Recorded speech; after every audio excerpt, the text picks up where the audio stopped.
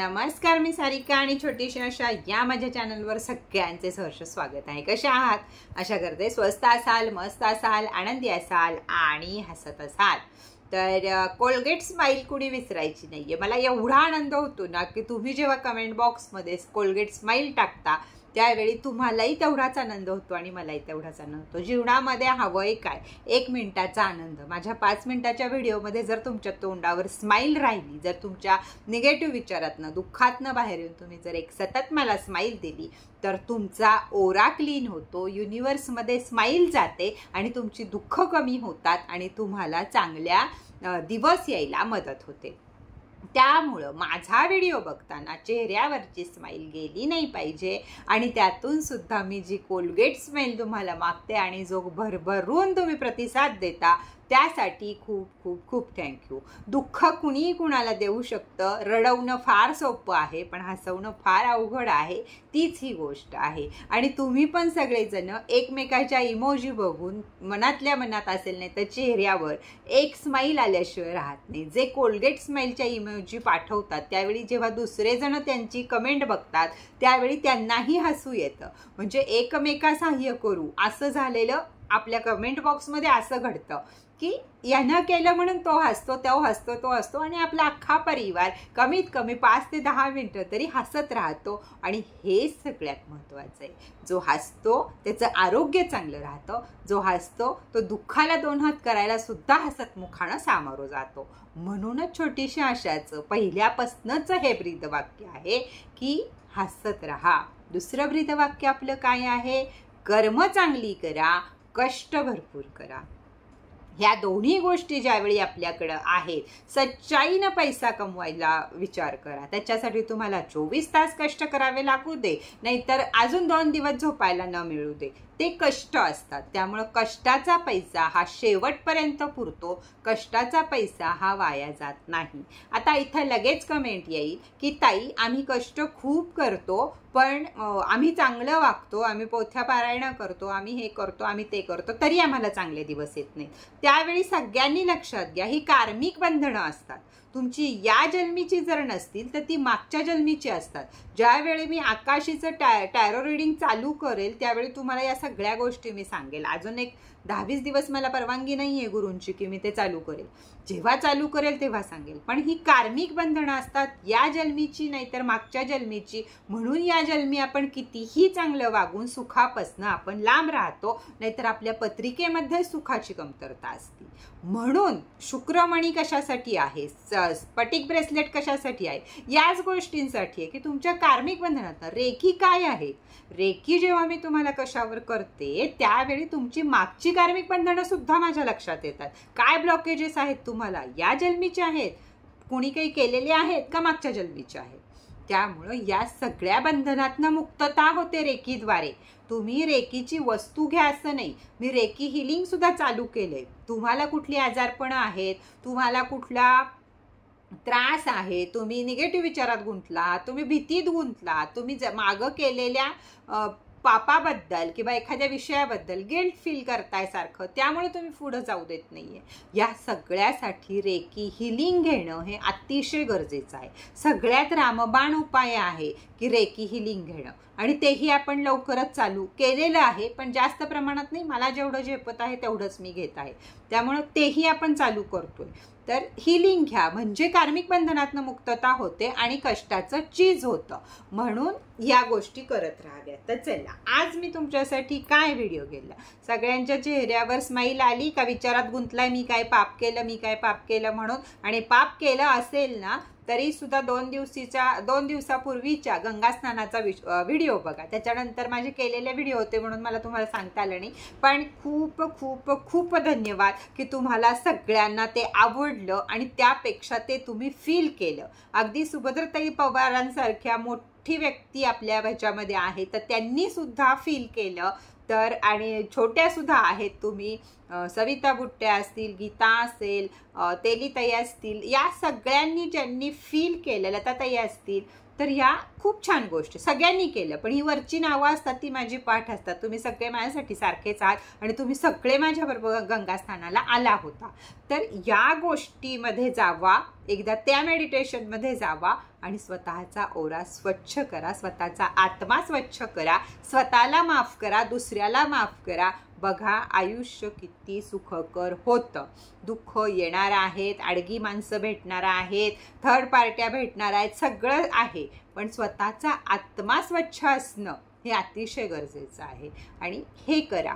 तो व्हिडिओ बघा. तुम्हाला त्या पद्धतीची मेडिटेशन कोणत्या विषयावर हवी आहेत, माझ्याकडे लाखो विषय आहेत त्याच्यावर. मी तुम्हाला कुठेही नेऊ शकते. उद्या कैलास पर्वतावर सुद्धा नेऊ शकते, किंवा तुमची एखादी बिल्डिंग बांधायची तिथं नेऊ शकते. काय जे करायचं आहे ना तिथं मी तुम्हाला नेऊ शकते. त्यानंतर हे जर तुम्ही 21 दिवस इमॅजिन माझा व्हिडिओ लावून किंवा स्वतःचं स्वतः पाठ झालं तर करत राहिला तर त्याच्या काय धमाका होईल ना तुमच्या आयुष्यामध्ये, तर ते सांगूच शकत नाही मी तुम्हाला. एवढी इमॅजिनमध्ये पॉवर आहे. इमॅजिननं आपण काय करू शकतो, दुनिया पालटू शकतो. आणि हे सगळं आपण युनिवर्समध्ये सोडतो. ज्यावेळी आपण इमॅजिन करत असतो ना ते सगळं आपण युनिवर्समध्ये सोडत असतो. आणि आज नाही 2 वर्षानं म्हणा, पण तुम्ही गंगा नदीला जाणार आणि याच प्रकारचे सर्व अनुभव नाही, या चौपट अनुभव तुम्ही तिथं जाऊन घेणार. ह्याला म्हणतात इमॅजिन करणं. तर तो व्हिडिओ सुद्धा जरूर बघा. चला आजच्या व्हिडिओला सुरुवात करूया. तो आहे हिलिंग कोड.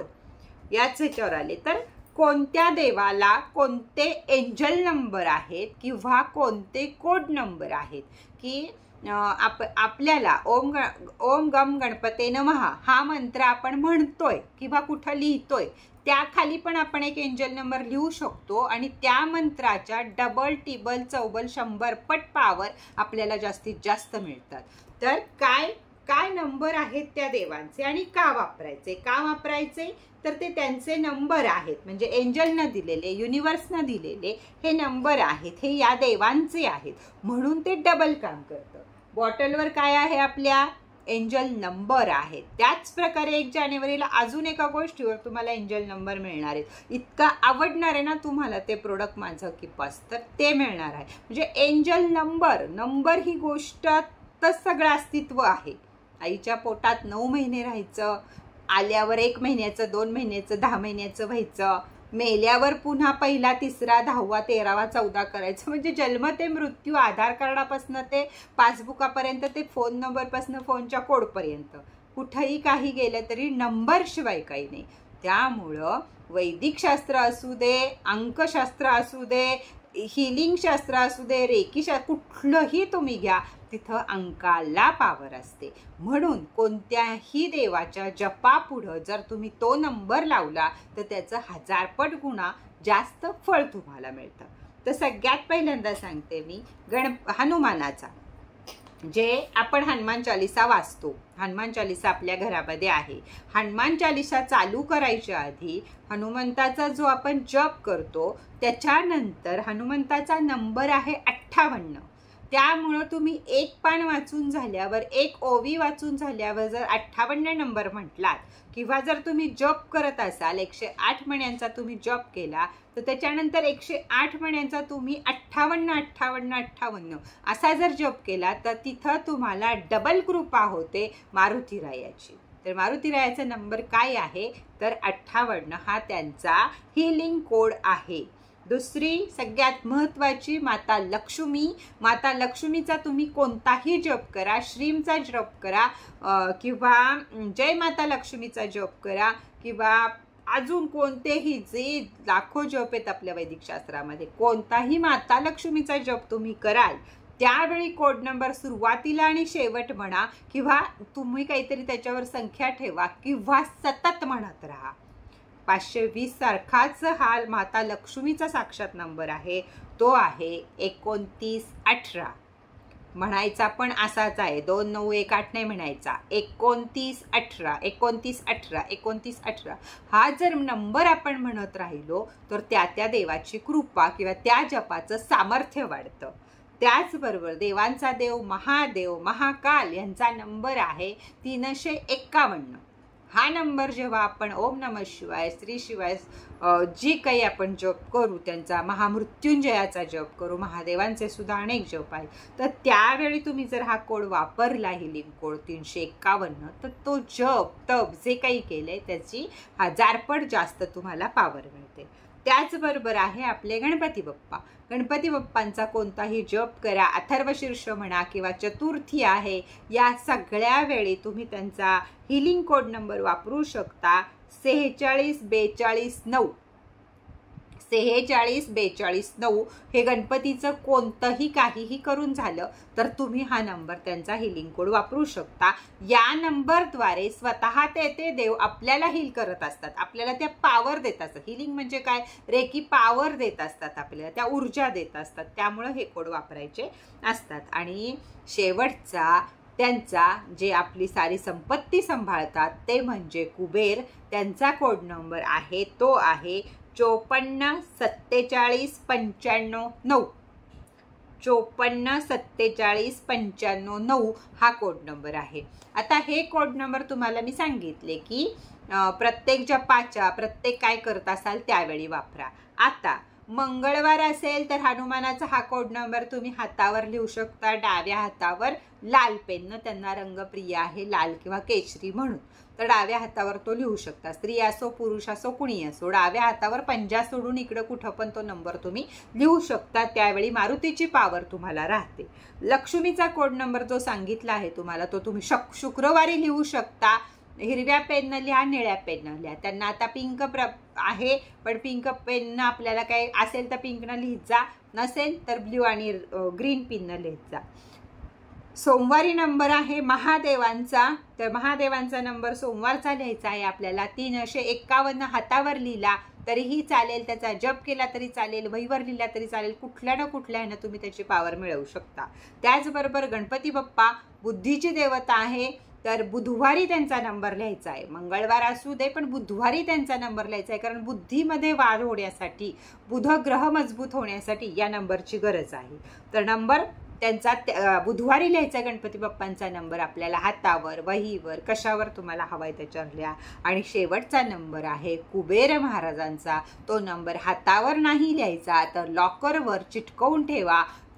पट्टीवर नंबर लिहा आणि आपल्या लॉकरवर चिटकवून ठेवा. मग गल्ला असू दे, घरातलं लॉकर असू दे, डब्बा पैशाचा असू दे, काही असू दे तुमचं, त्याच्यावर तो नंबर लावून ठेवा. म्हणजे त्या धनसंपत्तीचे रक्षण करता कुबेर आपली त्याची रक्षण करतात.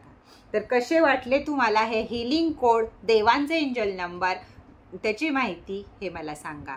मी जे काही तुमचे उपाय असतील काय असतील त्याच्यापेक्षा माझी लाईन थोडीशी वेगळी आहे की उपायाचे 100 व्हिडिओ तुम्हाला दिवसभरात दिसत असतील, पण माझी लाईन थोडी वेगळी आहे, माझी आवड थोडी वेगळी आहे.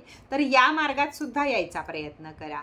रोज रोज रोज उपाय आणि पूजापाठ ह्याच्यापेक्षा त्याच्या शेवटापर्यंत पोचा. माझं म्हणणं काय आहे, पूजापाठ किंवा कुठलेही ग्रंथ पारायण, जप, तप करणं हे वाईट नाही, हे चांगलं आहे.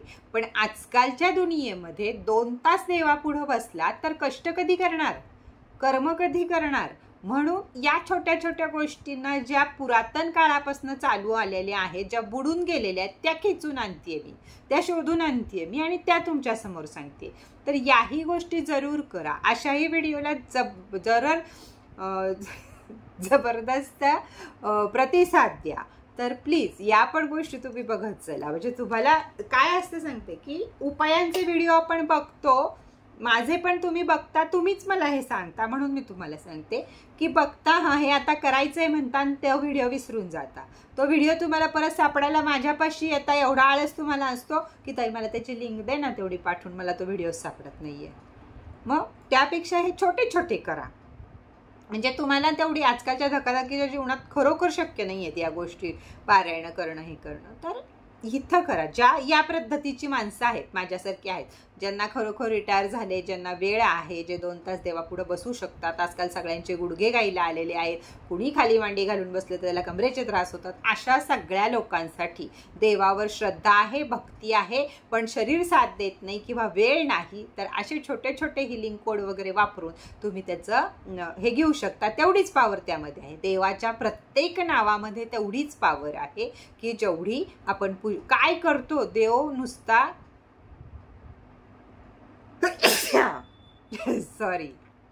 देव भुकेलेला आहे आपल्या भावनांचा. तुम्ही किती भावनिक प्रेम करता देवावर, किती विश्वास ठेवता देवावर. आणि एक मोठे गुरुजी आहेत, त्यांनी पहिल्यापासून हे सांगितलेलं आहे मला स्वतःला सुद्धा, किंवा इतकं छान त्यांचं वाक्य आहे त्या गुरुजींचं, की देवाला फक्त तुमचे हे पाहिजे, देवाला कधीही जावा, नवस कुठले बोलू नका, देवाला हे सांगा हे 10 लाख रुपये आणि हा नारळ माझ्याजवळ आहे, मी तुला एवढंच देऊ शकतो, तुझ्याजवळ जे काही असेल ते मला दे, मी तुला भेटायला आलेलो आहे. देवाची भेट घेणं हे जास्त महत्त्वाचं आहे. तुम्ही तुमच्या कामात गुरफटलेला आहात, पण जे तुमचे इष्ट आहे तुम्ही त्याचे भेट घेत नाही, तुम्ही कुलदेवतेला जात नाही, कुलदेवाला जात नाही, गुरूंना जात नाही, तेच त्यांना आवडत नाही. तुम्ही बाहेरनं 100 नवस करा, त्यांना 10 लाख रुपये द्या, त्याच्याशी देवाला घेणं नाही आहे.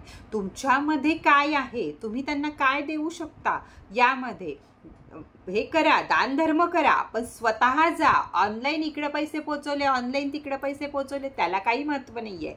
देव तुमची वाट बघत असतो की भक्त माझ्यापाशी कधी येतो त्याची. आणि त्यानंतर देवाला काय पाहिजे असतं तर 10 लाख रुपये आणि एक नारळ. ते 10 लाख रुपये कोणते, तर हे 10 लाख रुपये आपले ते जोडा आणि नारळ त्यांच्या समोर फोडा, असं त्या गुरुजींनी मला सांगितलं होतं. ते वाक्य आज मी तुम्हाला सांगते की हा नारळ आहे आपला आणि हे 10 लाख रुपये आहेत. म्हणजे फक्त हात जोडा आणि मस्तक टेका, एवढंच देवाचं म्हणणं असतं. यापुढं देवाचं काहीही म्हणणं नसतं.